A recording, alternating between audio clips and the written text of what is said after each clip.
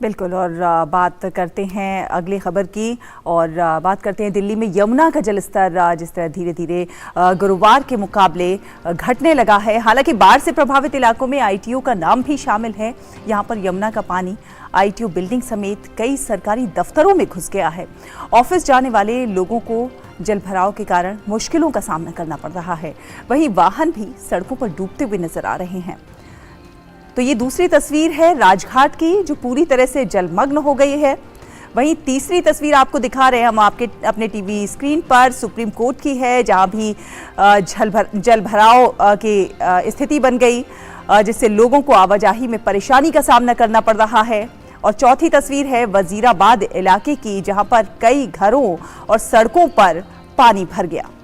तो कह सकते हैं दिल्ली पानी पानी यहाँ पर नजर आ रही है। ITO, Rajghat, supreme court, Wazirabad, तमाम वो जगहें हैं जहाँ पर इस वक्त पानी घुस आया है और जो निचले इलाके हैं वहाँ से लोगों को इवैक्यूएट भी किया गया है। पराक्रम शेखावत इस वक्त पुरानी दिल्ली के लोहे वाले पुल से हमारे साथ जुड़ रहे हैं, उनसे और जानकारी ले लेते हैं कि आखिर क्या कुछ अपडेट है इस वक्त। पराक्रम, क्या कुछ जानकारी अभी आपको मिल पा रही है, कहां पहुंचा है पानी?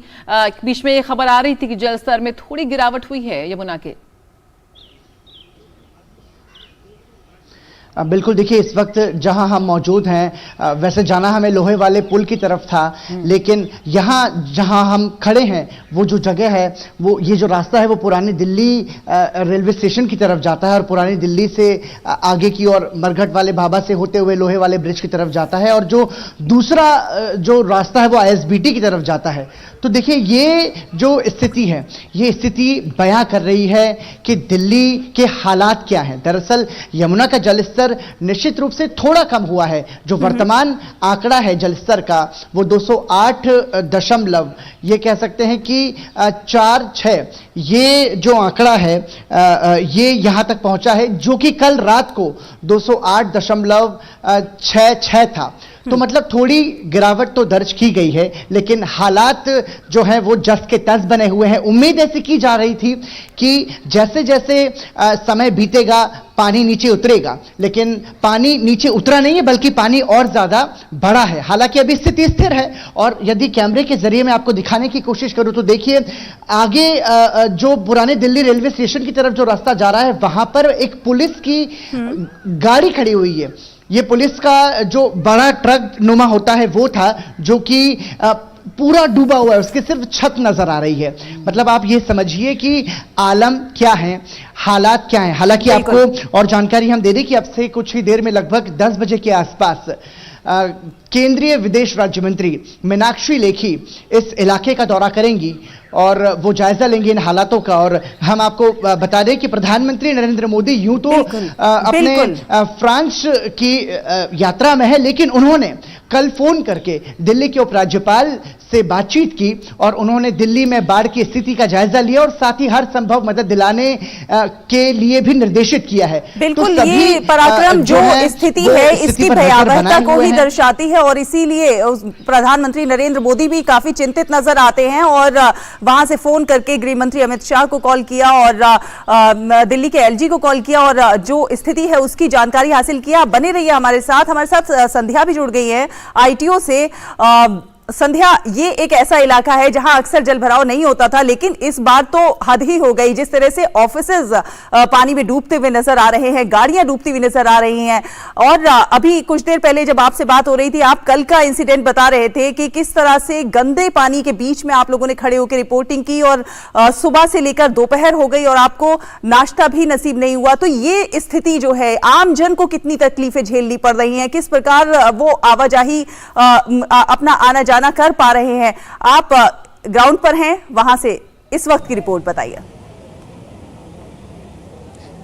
जी, निश्चित ही कभी भूकंप से दहलती है दिल्ली तो कभी बाढ़ की वजह से थम जाती है दिल्ली, लेकिन जब जब प्राकृतिक आपदा आती है तो कहीं ना कहीं जिम्मेदारों की पोल भी खोलती है दिल्ली। और यही नज़ारा इस समय हम आईटीओ पर भी देख सकते हैं कि यमुना का जो स्तर है वो लगातार बढ़ा और उसकी वजह से अब सड़कों पर ये पानी बह निकला है। आईटीओ जो कि सबसे व्यस्ततम चौराहा माना जाता है, लेकिन और यहाँ का ट्रैफिक डाइवर्ट किया गया। बावजूद आप जानती हैं कि यहाँ का ट्रैफिक अगर डाइवर्ट करना पड़ता है तो पूरी दिल्ली कहीं ना कहीं यातायात अवरुद्ध की चपेट में आ जाती है। मेरे पीछे हम ये भी चाहेंगे कि आप दिखाएं बसों की आवाजाही। बिल्कुल संध्या, हम ये भी चाहते हैं कि आप तस्वीरों में दिखाएं कि क्या इस वक्त आईटीओ के हालात हम पीछे देख रहे हैं। लोग अपनी मेरे पीछे देख सकते, लोग ऑफिस आ रहे हैं, अपने पानी में तैरते हुए इस तरह से ऑफिस आ रहे हैं।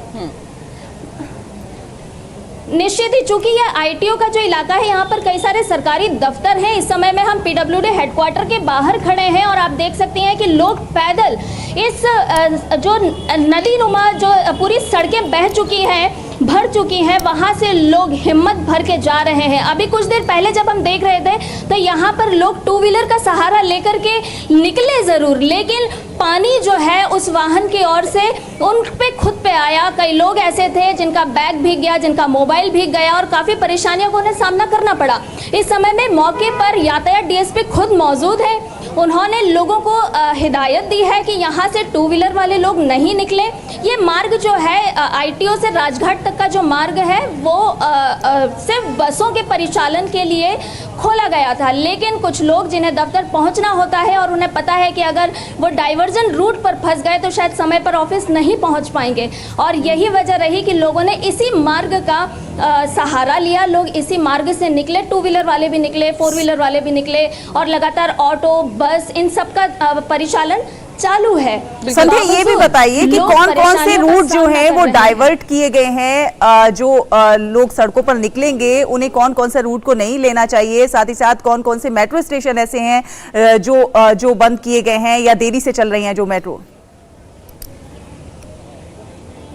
जी देखिए, यमुना का जो मेट्रो स्टेशन है वो यहाँ पर इस समय में कुछ देर के लिए अवरुद्ध किया गया, और आईटीओ का हालांकि ये मेट्रो की तरफ से मेट्रो स्लो चल रही है, लेकिन ये लोगों को ये हिदायत दी जा रही है कि अगर उन्हें सही समय पर अपने गंतव्य पर पहुँचना है तो वो इस रोड का इस्तेमाल ना करें, क्योंकि मेट्रो भी समय पर नहीं चल पा रही है। अगर मैं रोड ट्रैफिक की बात करूँ तो ये रोड जो है वो काले खां की तरफ डाइवर्ट किया गया है, जहाँ से लोग आईटीओ के माध्यम से होते हुए अपने गंतव्य तक पहुँच सकते हैं। विकास मार्ग से लेकर के राजघाट से लेकर के आईटीओ तक का जो रास्ता है ये बंद किया गया है दोनों ओर से। आईटीओ की तरफ से भी बैरिकेडिंग की गई है और विकास मार्ग जिस तरफ राजघाट की तरफ हम जाते हैं वहां भी बैरिकेडिंग कर दी गई है। और यहाँ पर लगातार हमने देखा कि कभी एम्बुलेंस फंसती नजर आई, कभी लोगों को परेशानियों का सामना करना पड़ा। और मेरी तरफ इस तरफ जब आप रेलिंग देख रही हैं, इस रेलिंग को छू करके सड़क के किनारे से लोग निकल रहे थे, लेकिन लोगों की शिकायत आई कि जब उन्होंने इस रेलिंग को छुआ तो आप देख सकते हैं कि यहाँ से बिजली के खंभे, बिजली के पोलिंग निकल रहे हैं, जिसकी वजह से इस रेलिंग पर करंट भी आया। लोगों ने इस बात की, कुछ महिलाएं थी, कुछ पुरुष थे, जिन्होंने इस बात की शिकायत यहाँ मौजूद अधिकारियों से की कि वो यहाँ की लाइट बंद करवाएं या इलेक्ट्रिसिटी के जो कनेक्शन है उसको बंद करवाएं, क्योंकि कई लोग ऐसे हैं जो कि इस रेलिंग का सहारा लेकर के जब गुजर रहे थे तो उन्हें करंट भी महसूस हुआ है। बिल्कुल बिल्कुल, बेहद भयावह यहाँ पर स्थिति नजर आ रही है। पराक्रम हमारे साथ जुड़े हुए हैं। पराक्रम, दिल्ली का सबसे व्यस्तम जगहों में है आईटीओ, उसका हाल हमने देखा, आप हमें दिखा रहे हैं। क्या कुछ इसमें यहाँ पे प्रशासन की ओर से किया जा रहा है? क्योंकि ये जो सड़कें हैं बेहद अहम सड़कें हैं, ये रेलवे स्टेशन जाएंगी, किसी को जाना है, पानी निकासी की क्या कुछ इस वक्त कोशिशें की जा रही हैं? जब पूरी जो पुलिस की वैन है पूरी तरह से जलमग्न है तो हम देख सकते हैं कि कितना ज्यादा पानी है, तो क्या कुछ इस वक्त मेजर्स उठाए जा रहे हैं प्रशासन की ओर से? देखिए, इसको लेकर के मैं आपको जानकारी देना चाहूंगा कि कल ही दिल्ली के उपराज्यपाल ने आपदा प्रबंधन प्राधिकरण के साथ बैठक की थी और उस बैठक में कई महत्वपूर्ण निर्णय लिए गए। उस बैठक में दिल्ली के मुख्यमंत्री अरविंद केजरीवाल भी मौजूद थे। चूंकि दिल्ली के जो अधिकतर इलाके हैं वो जलमग्न हो चुके हैं, यमुना की बाढ़ का जो पानी है वो सड़कों तक आ पहुंचा है, लिहाजा जो फैसले लिए गए उन फैसलों में 16 जुलाई तक दिल्ली के सभी स्कूल, कॉलेज और यूनिवर्सिटीज बंद रहेंगे। स्कूल जो निजी हैं वो भी और जो सरकारी हैं वो भी। तो एक तरीके से ये बात, और साथ ही साथ ये भी अपील की गई है कि कम से कम रविवार तक वर्क फ्रॉम होम से काम करने की सलाह दी गई है निजी संस्थानों को। साथ ही साथ ये भी कहा गया है कि जो आवश्यक सरकारी कामकाज हैं उनको छोड़ करके जो भी जो काम है जो घर से हो सकते हैं उन्हें घर से संचालित किया जाए, क्योंकि जिस तरीके से जलजमाव की स्थिति बनी है उसके बाद से दिल्ली में एक ट्रैफिक की समस्या जो है वो ज्यादा बढ़ गई है और उस वजह से कई सारे रूट डाइवर्ट किए गए हैं। खास तौर से चूंकि यमुना का पानी जो है वो ज्यादा बड़ा है तो जो रेलवे ट्रैक्स हैं उनमें कई सारी ट्रेनें भी रद्द की गई हैं, बहुत सारी ट्रेनों के रूट्स भी डाइवर्ट किए गए हैं। निश्चित तौर पर इन हालातों की वजह से आम जन को परेशानियों का सामना करना पड़ रहा है, लेकिन एक बड़ी समस्या यह है, देखिए 3 दिन 4 दिन तक तो बाढ़ का खतरा था, लेकिन अब चूंकि बारिश थमी है, पहाड़ी इलाकों में भी बारिश नहीं है। हालांकि मौसम विभाग ने साफ तौर पर यह कहा है कि हिमाचल प्रदेश में रेड अलर्ट जारी किया गया है और अगले 2 से 3 दिन भारी बारिश की चेतावनी भी जताई गई है। इन सब के बीच में यदि पहाड़ी इलाकों पर फिर से पानी ज्यादा बरसता है आसमान से तो हो सकता है कि मैदानी इलाकों में और खासतौर से राजधानी दिल्ली की मुसीबतें भी बढ़ जाएं। आपको जानकारी देना चाहूंगा कि हथनीकुंड बैराज से अब से 3 दिन पहले तक बिल्कुल जिस तरह से अब से 3 दिन पहले तक 3 लाख क्यूसेक से ज्यादा पानी छोड़ा जा रहा था, लेकिन अब जो है वो पानी छोड़ना कम हुआ है। कल 18 गेट बंद कर दिए गए थे और आपको बता दें कि हथनीकुंड बैराज से जो दिल्ली की दूरी है वो 227 किलोमीटर है और 72 घंटे का समय लगता है हथनीकुंड बैराज से जो पानी है वो दिल्ली तक आने में। तो ऐसे में जो ये स्थिति है, अब ये स्थिति आने वाले समय में हो सकता है प्रदूषण जनित बीमारियों को भी बढ़ाए। बिल्कुल, मैं वही बात करने जा रही थी कि जिस तरह से देखिए दिल्ली राजधानी है और राजधानी में इस तरह की स्थिति नहीं होनी चाहिए। कहीं ना कहीं दिल्ली सरकार पर भी एक बड़ा सवाल खड़ा होता है कि वो उस प्रशासन सही तरीके से काम क्यों नहीं कर पा रहा है। मैं बात करना चाहूंगी संवाददाता ITO पर हमारे साथ संध्या जुड़ी हुई हैं। संध्या की किस प्रकार से ये जो जल जनित जो बीमारियां होती हैं, क्योंकि आप हमें बता रही थी कि गंदा पानी है उसमें महक आ रही है, उसके लिए प्रशासन क्या कुछ कर रहा है लोगों को बचाने के लिए?